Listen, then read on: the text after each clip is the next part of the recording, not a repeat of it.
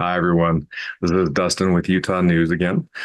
We had recently covered a topic about housing in Utah, some of the homeless, in one of our deep dive sessions, and wanted to continue on the topic. There were just some news articles we had dug into, and just seeing a little bit of a trend here, and wanted to bring this information to you and get your thoughts as well. The first article that we were referencing comes from October this last year. It's from Route 50 is the website. We will have all these links in the description below so you can look at them yourself. And the headline states on this one, it's for Utah, says that 6 years ago, Utah shut down a massive homeless shelter downtown. Now it's planning to build an even bigger one. So, with that, as you remember, this is part of the road home that had a downtown homeless shelter. It was about 1,000 people down by the Rio Grande area that it could house at any given time. Now, when they shut that down, they ended up making three additional ones that cost about $63 million to construct, about 200 to 300 beds each. And apparently they failed as well. So, with that in mind, now they've shut those down. They ended up having three new ones, and now they're looking to build an even bigger shelter in a different area. Now, one of those items there is why are they doing this? Is this because they knew all along that they were going to be building the sports center downtown? We've got, of course, the Delta Center. We're going to have baseball team coming in.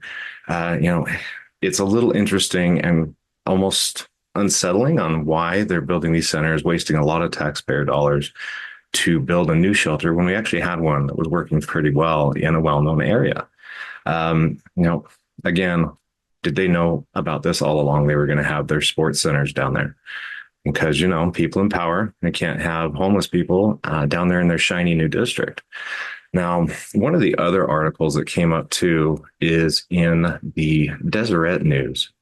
And this one was from just December 12th, not too long ago in 2024. But it was how our lawmakers are hoping to target chronic homelessness. So the key points on that one is how they look to enhance penalties on drug use in homeless shelters. The new Homeless Services Board says that a new central campus for chronically homeless is going to require millions of dollars in ongoing funding to keep going. Again, we're paying for all this.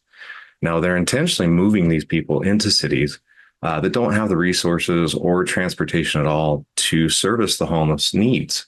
So, why do you think that is? And further, we go to look into this, and this comes straight from the National Institute for Transportation and Communities. And again, we'll have this link down below. There's quite a bit on this article itself, but to surmise, there's a quote in here to read. It says, transportation has to be the key to the design and siting of services.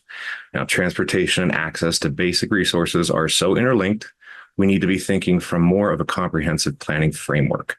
That's a quote from Sarah Canham. She is the principal investigator on the project. And recommendations for policy and practice. This is supposed to be based on the data from surveys and interviews. The research team came up with several different recommendations for policymakers and the practitioners to improve mobility for these persons experiencing homelessness. And several of those options for transportation on demand. Here we go on this one. Develop ride hailing and bike sharing programs to address transportation challenges. Partnership programs could arrange for free or discounted rates for Uber or Lyft and bike share programs. Now, we've all seen, of course, these electronic scooters that are everywhere. They're going to be putting in more bike shares, things of that nature. Plus, where are they getting the funds for the Uber and Lyft programs?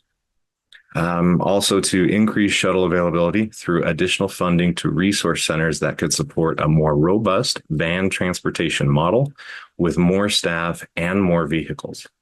I mean, I don't know. It might just be me, but I find that really questionable and why they're adding all of these resources again when downtown, the road home, had plenty of transportation, centrally located. Anybody familiar with Salt Lake, you know that there was the free fare program with our UTA bus system downtown where you could get on for free within a certain range and have good mobility. There's also the track stations down there. Now, with this one, with increased transit frequency while reducing costs, one of the service professionals pointed out in an interview, on lines where we know there are homeless shelters, it would be Great to have more bus routes. Again, we don't have enough bus routes going around the city as it is that, honestly, I don't see a lot of buses driving around anymore unless it's school time.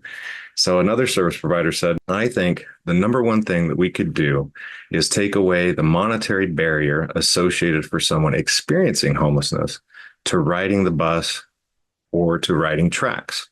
Now, with that one, of course, participants acknowledged that the ability of some riders to get free or reduced transit UTA passes, the eligibility requirements limit those programs. So there's a lot in stake for that. Now consider what's been forced across the state in general. And I really want you to think about this.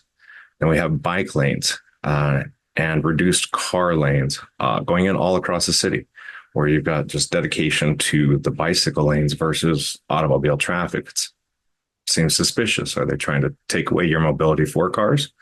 There's also mass transit hubs, corridor systems. Can you take a guess on why they want to force mass transit hubs and a full corridor system connecting to smaller cities?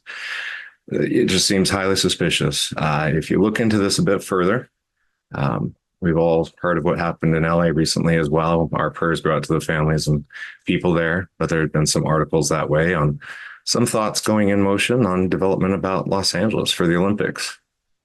We do want your comments down below, so let us know what else you'd like to cover on here or your thoughts in general. Hope to talk to you soon.